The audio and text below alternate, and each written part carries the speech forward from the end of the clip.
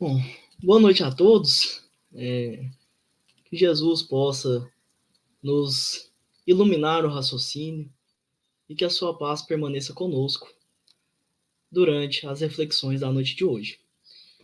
Bom, fomos convidados a estar aqui hoje trazendo a reflexão sobre o tempo de renovação. Então, para iniciar a reflexão de hoje, eu trouxe aqui alguns questionamentos para que a gente possa refletir. Muitas vezes nós reclamamos dos vícios do mundo. Quem aqui, né, no dia a dia, não reclama de uma certa postura, uma certa atitude ou algo que às vezes não sai do jeito que nós gostaríamos ou achamos que seria correto. Mas, então eu pergunto, o que nós estamos fazendo de fato para mudar isso? Certa vez eu estava conversando com um amigo meu sobre um trabalho e eis que ele me vem com uma frase e ele me diz o seguinte: Marco, se você acredita que existe algo errado e que necessita ser mudado, é necessário que você vire engrenagem. O que isso quer dizer? Ele estava falando para mim, faça parte do trabalho e vá mudando o que você julga não ser adequado com o mesmo. E muitas vezes nós ignoramos, né, que a mudança que nós almejamos ver no mundo começa invariavelmente em nós mesmos. Afinal de contas, o mundo é um reflexo das pessoas que vivem nele. Vamos pegar, por exemplo, o umbral, que é a zona de vibrações que circunscrevem a Terra. Essa zona de vibrações, ela tem as emissões características dos seus habitantes. Do mesmo modo, o mundo com que nós vemos, ele tem ali os comportamentos característicos dos habitantes que estão neles encarnados. Então, se nós queremos ver um mundo melhor, devemos, primeiramente, buscar melhorar a nós mesmos, buscar sermos pessoas melhores. Então, nós falamos, né, que em tempo de renovação é tempo de nos renovarmos. Sim, de fato. E sempre foi. Esse sempre foi o convite que Jesus nos trouxe antes dele, os profetas traziam aos povos daquela época. Esse sempre foi o convite. E até hoje a gente ainda tem muita dificuldade de entender que a paz do mundo começa antes em nós mesmos. É fácil? Não, não é fácil nós realizarmos essa mudança. Vamos pensar, fazer uma analogia aqui com uma casa. Quando nós queremos reformar uma casa, é porque nós notamos que algo ali está errado, que aconteceu alguma coisa que precisa de conserto, ou porque nós acreditamos que podemos melhorar algo que está lá. Mas isso sempre vem junto de um processo trabalhoso. É necessário ali, às vezes, quebrar uma parede, trocar uma fiação, consertar, reformar um piso, alguma coisa assim, que gera uma certa dor de cabeça momentânea. Mas depois nós ficaremos ali com o benefício disso. Então, eis que surge a pergunta, que seria natural nesse momento: como nós poderemos nos renovar?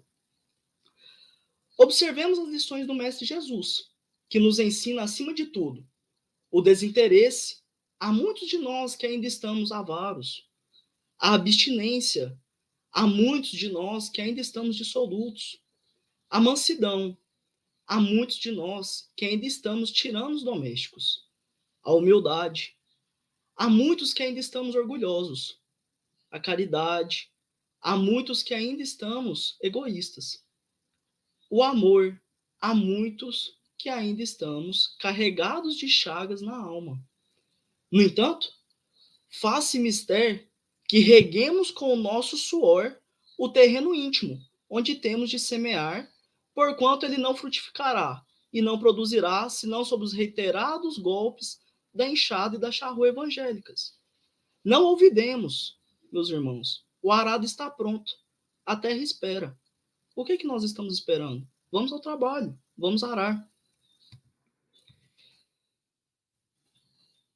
E com isso, já que a gente está falando de nos renovarmos, é natural que nós falemos então de realizarmos uma limpeza interior. Ou como muitas casas espíritas trazem o tema da reforma íntima. E com isso a gente pode, eu peguei como base nesse tema o que está lá no Evangelho segundo o Espiritismo, capítulo 8, item 9. Então vamos primeiro ver o que acontece nesse item. Jesus estava visitando a casa de um fariseu. Então o item começa da seguinte forma. Enquanto ele falava, um fariseu lhe pedia que fosse jantar em sua companhia.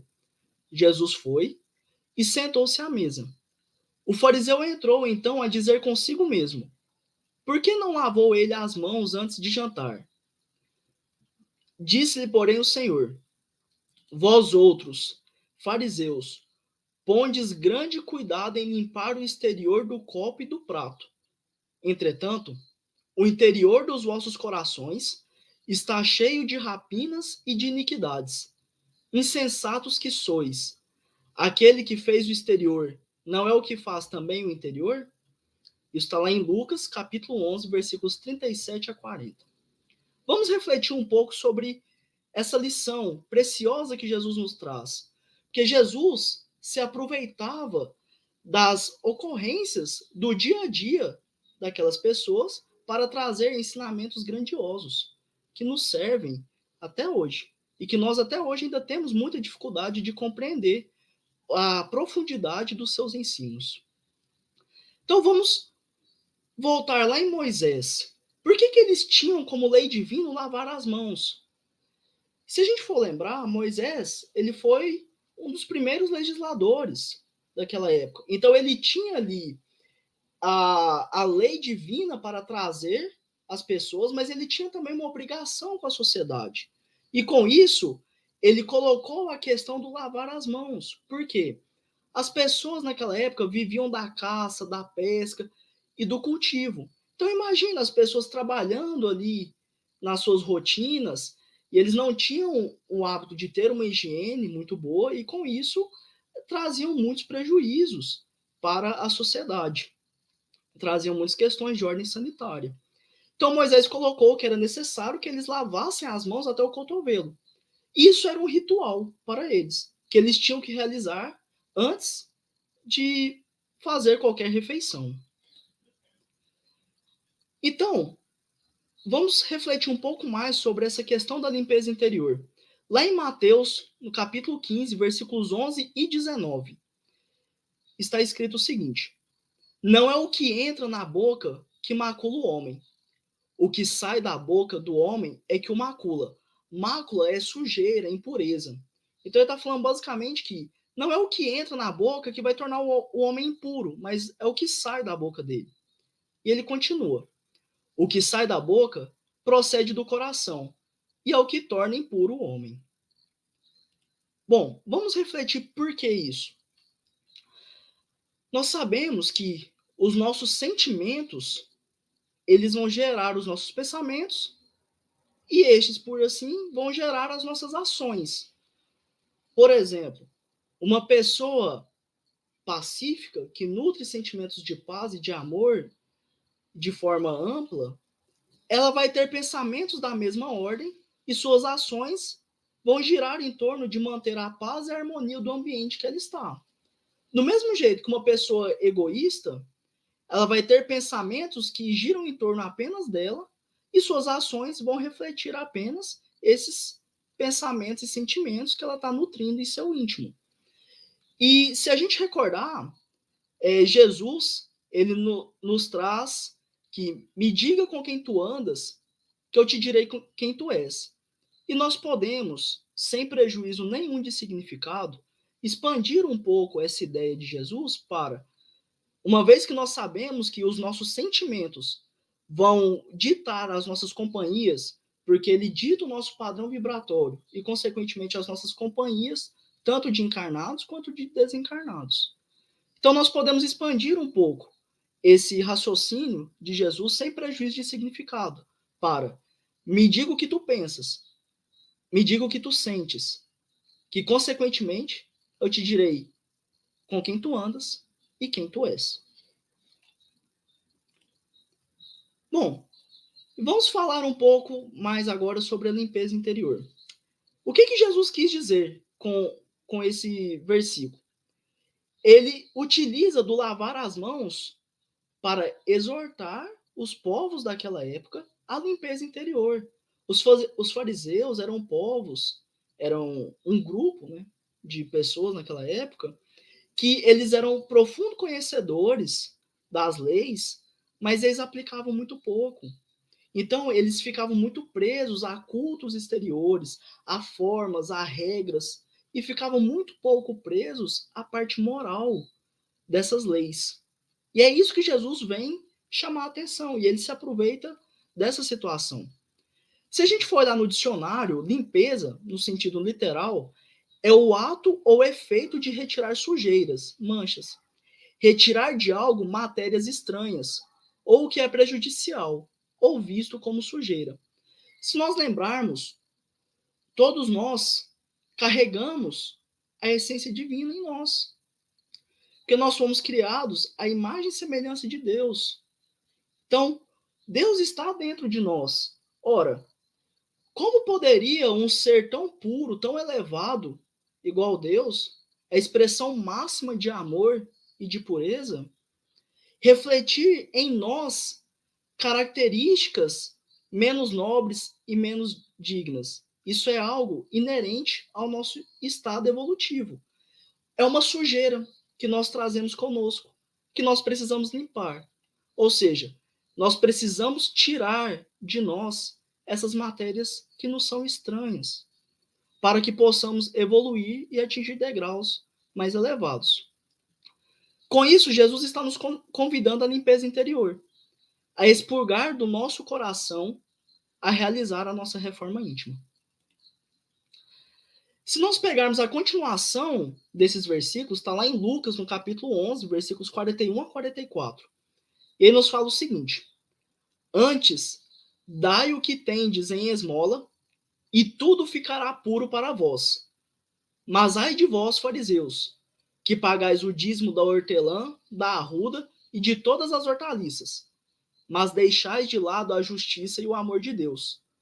Importava praticar estas coisas sem deixar de lado aquelas. O que é isso? Nós temos obrigações materiais, assim como naquela época eles tinham essas obrigações a serem cumpridas.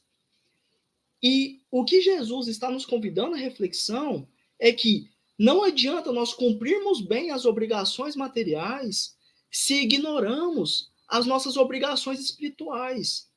Nós não somos seres materiais com uma parte espiritual. Nós somos seres espirituais. Nós somos espíritos momentaneamente encarnados, vivendo no planeta mais materializado. Então, mantendo isso em mente, nós vemos claramente as nossas obrigações, que são as obrigações com as questões morais e espirituais. Não que a gente tenha que deixar de lado os nossos compromissos materiais. Eles são importantes, porque eles dizem respeito à nossa vida aqui neste plano. Mas nós não podemos esquecer dos nossos compromissos espirituais, dos nossos compromissos com as leis de Deus, nossos compromissos morais. E ele continua: ai de vós, fariseus, que apreciais o primeiro lugar nas sinagogas e as saudações nas praças públicas. Será que até hoje muitos de nós não fazemos isso? De que adianta a gente chegar ali na nossa casa de oração, no nosso caso, a casa espírita, procurar sentar nas primeiras cadeiras para ouvir a palestra, para ouvir as reflexões trazidas naquela noite, se ao sair daquele ambiente nós não colocamos em prática o que ouvimos ali?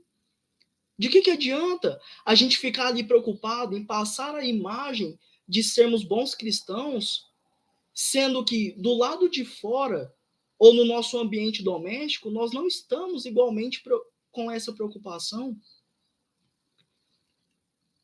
Ai de vós, porque sois como esses túmulos disfarçados, sobre os quais se pode transitar sem o saber.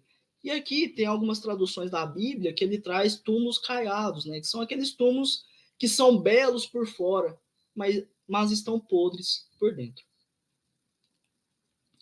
Kardec, no Evangelho segundo o Espiritismo, capítulo 8, item 10, ele comenta um pouco sobre essa passagem. E ele nos fala que o objetivo de toda e qualquer religião é conduzir o homem a Deus. Então, toda religião em que o homem julgue poder se apoiar para fazer o mal, ou ela é falsa, ou ela está falseada em seu princípio. Porque o que importa não é o culto exterior, não é os rituais que nós praticamos ao chegar nesse ou naquele lugar, mas é a elevação moral que aquela religião está nos proporcionando. É isso que importa, é isso que vale. No Céu e Inferno, no capítulo 2, ele comenta ainda um pouco sobre as pessoas que ainda estão muito presas às questões do culto exterior. E ele fala o seguinte: visto que o seu futuro está assegurado pelo cumprimento de certas fórmulas ou por dons póstumos que não os privam de nada, seria supérfluo impor-se sacrifícios ou incômodo qualquer em benefício de outrem, já que se pode obter a salvação trabalhando cada um por si. Ou seja, se eu sei que o meu futuro já está garantido, independente do que eu faça, isso geraria um pensamento que seria o seguinte: por que eu vou me importar em tentar corrigir esses defeitos em mim que são difíceis de serem corrigidos? Como a gente viu no início, na reflexão da casa, quando a gente vai fazer uma reforma numa casa, essa casa nos traz um certo transtorno. Então, se eu sei que dá para eu ficar ali, por que eu vou me incomodar em fazer essa reforma? E não é por aí. Jesus veio nos mostrar que nós precisamos sim trabalhar nessa nova casa, nessa nossa casa interior, que abriga ali os nossos sentimentos, para que possamos ir evoluindo e alcançando planos cada vez mais elevados e chegando cada vez mais próximos de Deus, que é o objetivo da religião, conduzir o homem a Deus. No Evangelho segundo o Espiritismo, no capítulo 15, item 5, ele nos relembra o seguinte, né, que é uma expressão bonita que Jesus nos traz, quando ele está conversando e questionam a ele qual que é o maior mandamento, e ele resume da seguinte forma, né? Amarás a Deus de toda a tua alma e a teu próximo como a ti mesmo. Toda a lei e os profetas se acham contidos nesses dois mandamentos. Porque se eu amo a Deus, eu vou amar o meu próximo, porque eu vou reconhecer nele a essência divina. E não tem como eu amar ao meu próximo sem amar a Deus, porque eu estou amando a criação. Mas antes, ele traz uma frase, um comentário, que caridade e humildade, tal a senda única da salvação. Egoísmo e orgulho, tal a da perdição. E ele completa que este princípio se acha formulado nos seguintes precisos termos: amarás a Deus de toda a tua alma e a teu próximo como a ti mesmo. Toda a lei e os profetas se acham contidos nesses dois mandamentos. Mas vamos refletir um pouco. Caridade e humildade, e egoísmo e orgulho.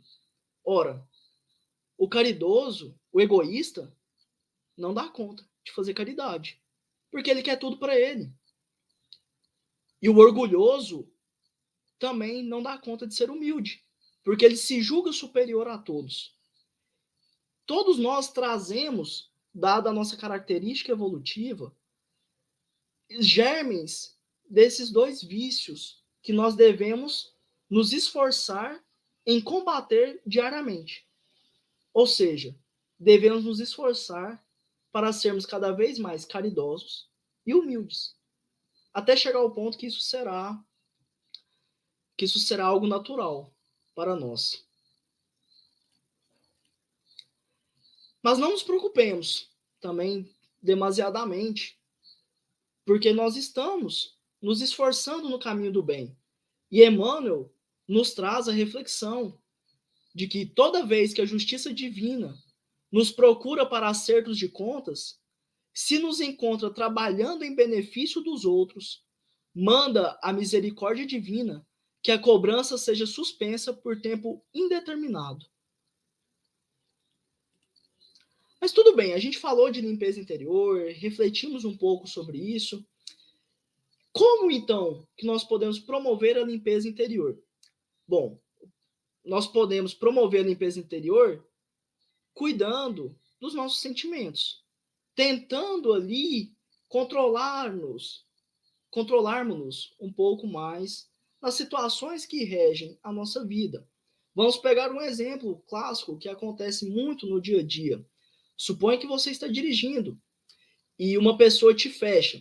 E às vezes você tem o hábito ali de ficar bastante irritado com essa situação, às vezes até proferir palavras de sentimentos menos nobres para o irmão que realizou essa infração de trânsito.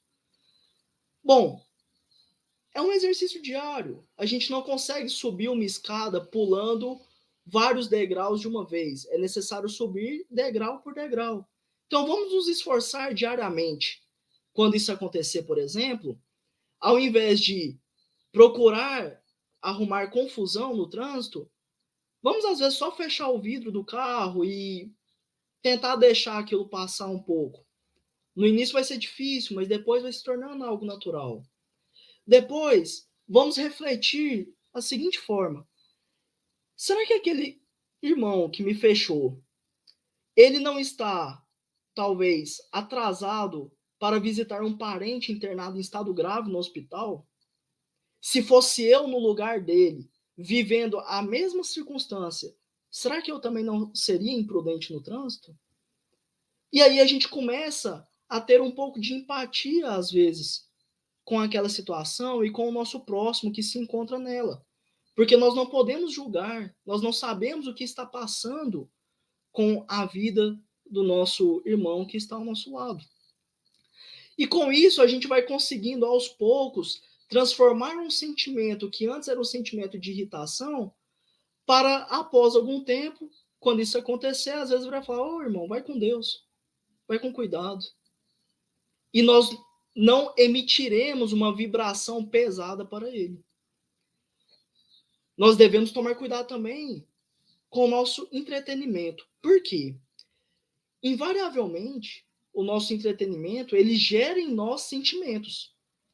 E esse sentimento, ele vai ditar o nosso padrão vibratório momentâneo, que vai ditar as companhias que vão estar conosco naquele momento, que nós estamos tendo aquele padrão vibratório característico. Isso pode ser, às vezes, um, uma brecha para um irmãozinho nosso menos esclarecido se aproximar de nós e tentar nos induzir a manter um padrão de vida, um padrão de comportamento menos elevado, o que não é o nosso objetivo aqui. Nós devemos também tomar cuidado com a oração. Por quê? A prática da prece, da oração, nos auxilia de forma assim, chega a ser difícil de descrever. André Luiz nos fala que se nós soubéssemos o quão bem a prática da oração diária nos faz, nós viveríamos em oração.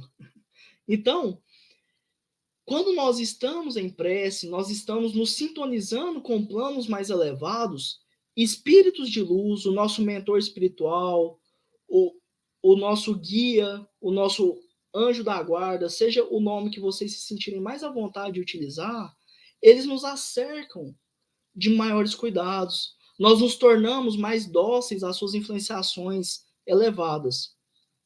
E isso nos auxilia a modificar, às vezes, padrões de comportamento que nós vínhamos tendo. E nos auxilia a sermos pessoas um pouco melhores.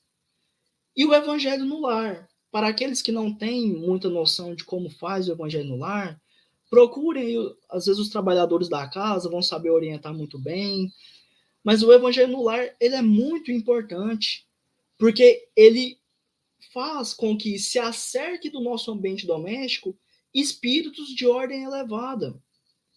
Então vamos procurar, pelo menos uma vez por semana, abrir as mensagens de Jesus em nosso ambiente doméstico, nos reunir com a nossa família e refletir um pouco sobre os ensinamentos do Mestre. Isso nos fará muito bem. Vamos aproveitar, já que nós estamos no final do ano, a gente não poderia deixar de trazer um pouco a reflexão sobre essa época festiva em que nós nos encontramos. Então, aproveitemos essa época que nos encontramos para não só festejarmos e nos aproximarmos dos entes queridos, que é importante, sim, mas, acima de tudo, para refletirmos sobre o ano que passou. O que nós podemos aprender? O que podemos melhorar? Onde nós erramos? Vamos nos lembrar que a cada dia nós temos uma nova oportunidade de fazer diferente.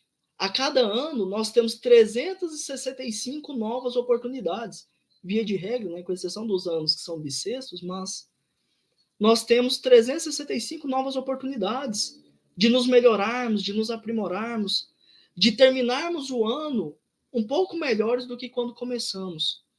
Será que nós estamos colocando isso também como nossa meta do ano? Ou estamos apenas colocando as metas materiais, os objetivos materiais? Como, porventura, podemos querer um mundo melhor se no Natal, por exemplo, ficamos em festas regadas aos mais diversos vícios e exageros, na falsa desculpa de comemorarmos a vinda do Mestre, que nasceu simples e humilde? Será que tiramos um tempo para falarmos de Jesus com os nossos entes queridos? Ou será que estamos impregnando em nossos filhos o materialismo exagerado do mundo com as nossas práticas nessa época do ano?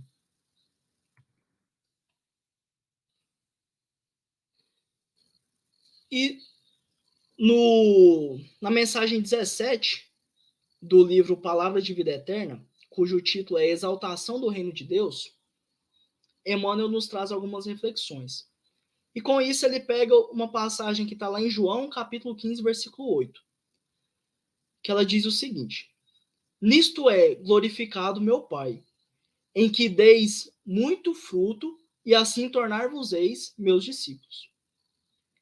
E Emmanuel comenta: glorificarás o Senhor Supremo, e serás discípulo do grande mestre. Contudo, não apenas porque te mostres entendido nas divinas escrituras, não somente porque saibas apregoar os méritos da sublime revelação, comovendo a quem te ouve, não apenas por guardardes de cor as tradições dos antepassados, não somente por te sustentares no culto externo, não apenas pelo reconforto recebido de mensageiros da vida superior, não somente por escreveres páginas brilhantes, não apenas porque possuas dons espirituais, não somente porque demonstres alevantadas aspirações. A palavra do Evangelho é insofismável. Glorifiquemos a Deus e converter-nos-emos em discípulos do Cristo, produzindo frutos da paz e aperfeiçoamento, regeneração e progresso, luz e misericórdia. A semente infecunda, por mais nobre, é esperança cadaverizada no seio da terra. Assim também, por mais ardente, a fé que não se exprime em obras de educação e de amor, redenção e bondade, é talento morto. Se te dizes seguidor de Jesus, segue-lhe os passos. Ajuda, ampara, consola, instrui, edifica e serve sempre. Façamos algo na extensão do bem de todos. Somente assim cresceremos para o céu, na construção do reino de Deus. Emmanuel. E para encerrarmos as reflexões da noite de hoje, eu vou deixar essa mensagem de Kardec junto com a de Emmanuel, para nós refletirmos em nosso dia a dia. Quando o amor ao bem dirige os sentimentos e o pensamento, as ações, inegavelmente, são corretas e dignificadoras. Que Jesus nos ampare, nos ilumine em nosso dia a dia, que o evangelho de luz dele renasça em nossos corações, em todas as situações que nos encontramos, e que nós possamos, assim, ser exemplos vivos da fé que dizemos abraçar. Que Jesus nos proteja hoje e sempre. Assim seja.